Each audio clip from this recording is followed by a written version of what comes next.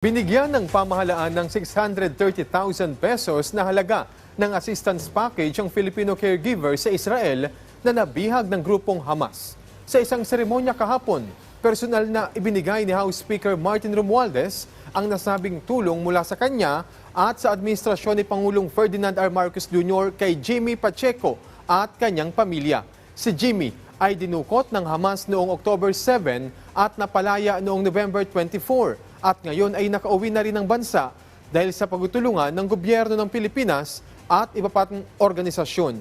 Kabilang sa mga natanggap nila ay ang educational at livelihood assistance at iba pang pinansyal na tulong.